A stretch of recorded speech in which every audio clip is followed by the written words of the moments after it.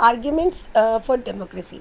China's famine of 1958 to 1961 was the worst recorded famine in the world history. Nearly 3 crore people died in this famine.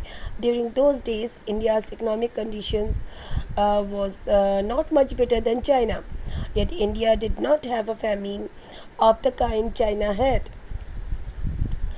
China की condition एक case study करते हैं और इस तरह से हम डेमोक्रेसी को समझने की कोशिश करते हैं. We will try to understand why democracy is good for the people, today's people. China में आप जानते हो कि कम्युनिस्ट सरकार है. वहाँ एक ही पार्टी जीती है जो कि कम्युनिस्ट पार्टी है. और इस तरह से एक बार चाइना में 1958 से लेकर 1961 में एक भुखमरी हुई थी. भुखमरी का मतलब, फैमाइन का मतलब होता है कि जब सूखा पड़ता है, अनाज उत्पादन नहीं होता, बारिश नहीं होती, अनाज उत्पादन नहीं होता, तब लोगों के लिए जो फूड है वो फूड क्राइसिस हो जाती है, अनाज की कमी हो जाती है और लोग भुखमरी से मर जाते हैं. तो इस तरह की कंडीशन चाइना में 1958 से 1961 में आई थी और लगभग 3 करोड़ लोग इसमें डाइड हो गए थे. Nearly 3 crore people died in this famine. खत्म हो गए थे, मर गए थे. During those days India's economic condition was not much better than China. उस समय इंडिया की इकोनॉमिक कंडीशन जो थी वो चाइना से बहुत अच्छी नहीं थी. Yet India did not have a famine of the kind China had. लेकिन इंडिया में कभी इस तरह की भुखमरी नहीं आई जिस तरह की चाइना में आई.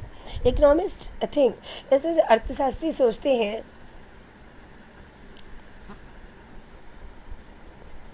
that that was a result of different government policies in the two countries. ये रिजल्ट था दो कंट्रीज़ के बीच की अलग अलग पॉलिसीज़ का.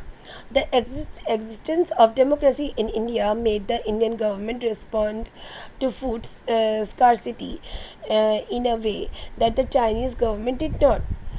भारत की जो गवर्नमेंट थी उसने फूड स्कार्सिटी यानी भोजन की कमी पे ध्यान दिया और फूड स्टोरेज पे ध्यान दिया और इस तरह से भारत में जो भुखमरी कभी भी इतनी ज़्यादा मात्रा में दिखाई नहीं पड़ी जिस तरह.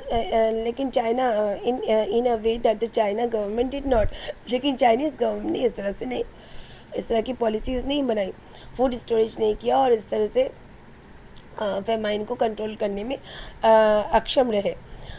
The point out that no large scale famine has ever taken place in an independent and democratic country. जो पॉइंट निकलता है इस बात से ये है कि लार्ज स्केल में कभी भी इस तरह की भुखमरी भारत जैसे डेमोक्रेटिक और इंडिपेंडेंट कंट्री में नहीं दिखाई पड़ी. This is why because we have a democratic government. The government think about the people. they make the policies for the people. Government जो है वो लोगों के लिए नियम बनाती है, जो लोगों के लिए पॉलिसीज़ बनाती है, लोगों के भले के लिए. तो इस तरह से हम देखते हैं कि डेमोक्रेटिक गवर्नमेंट जो है वो कई मामलों में बहुत अच्छी है. If China too had multi party elections and opposition party and a press free to criticize the government, then so many people may not have died in the famine. अगर चाइना में भी मल्टी पार्टी इलेक्शंस होते, अलग अलग parties government में आती, कई parties elections में उतरती और ऑपोजिशन पार्टी होती, प्रेस फ्री होता क्रिटिसाइज़ करने के लिए गवर्नमेंट को, तो इतने लोग नहीं मारे जाते. गवर्नमेंट बाध्य होती, गवर्नमेंट जो थी वहाँ की वो बाध्य होती लोगों के लिए रूल्स रेगुलेशन बनाने में, लोगों के लिए पॉलिसीज़ बनाने में, लोगों के फेवर में पॉलिसीज़ बनाने में. This example brings out one of the reason why democracy is considered the best form of government. ये एग्जाम्पल काफ़ी है हमें ये समझने के लिए कि क्यों डेमोक्रेसी जो है वो बेस्ट मानी जाती है, बेस्ट फॉर्म ऑफ गवर्नमेंट मानी जाती है पूरे वर्ल्ड में. Democracy is better than any other form of government in responding to the needs of the people. Democracy जो है वो सबसे बेटर मानी जाती है किसी भी तरह के फॉर्म ऑफ गवर्नमेंट के मामले में जो कि रिस्पॉन्ड करती है लोगों की नीड्स में, लोगों की ज़रूरत में सबसे ज़्यादा रिस्पॉन्ड करती है. इस मामले में डेमोक्रेसी सबसे बेटर गवर्नमेंट मानी जाती है. A non-democratic government may and can respond to the people's need.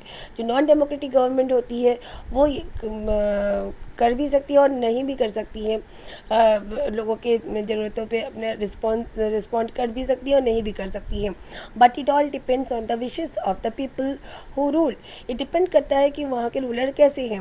Rulers की विशेस पे डिपेंड करता है. अगर नॉन डेमोक्रेटिक गवर्नमेंट है और रूलर अच्छा हुआ तो वो अपनी जनता के ऊपर ध्यान देगा, और अगर रूलर अपने ही फ़ायदे के लिए सोचता है तो वो कभी भी जनता के भले के लिए नहीं सोचेगा. If the ruler don't want to, अगर रूलर वहाँ का नहीं चाहता, they don't have to act according to the wishes of the people. तो वो लोगों की ज़रूरतों के लिए, लोगों के लाभ के लिए कभी भी काम नहीं करेंगे. A democracy requires that the rulers have to attend to the needs of the people. Democracy की ये ज़रूरत होती है, डेमोक्रेसी की रिक्वायरमेंट होती है कि वो उसके रूलर्स जो है वो because they are elected by the people, they have to attend to the needs of the people. वो लोगों के द्वारा चुने जाते हैं तो लोगों की भलाई ही उन्हें करनी है, लोगों के लिए ही उन्हें काम करना है. डेमोक्रेसी की ये रिक्वायरमेंट होती है. That means we came to the conclusion that a democratic government is a better government because it is a more accountable form of government. इस तरह से हम देखते हैं कि डेमोक्रेटिक गवर्नमेंट जो है वो बेटर गवर्नमेंट होती है in comparison of all the governments. सारे गवर्नमेंट्स के फॉर्म्स जो होते हैं वर्ल्ड में, उनमें ये बेटर गवर्नमेंट होती है. क्यों बेटर होती है? Because it is more accountable. ये बहुत ज़्यादा जवाबदेह होती है जनता के प्रति, विपक्ष के प्रति, मीडिया के प्रति. ये बहुत ही ज़्यादा अकाउंटेबल होती है. किसी भी काम को अगर ये करती है तो उसके लिए उसे वो जनता के प्रति उत्तरदायी होती है.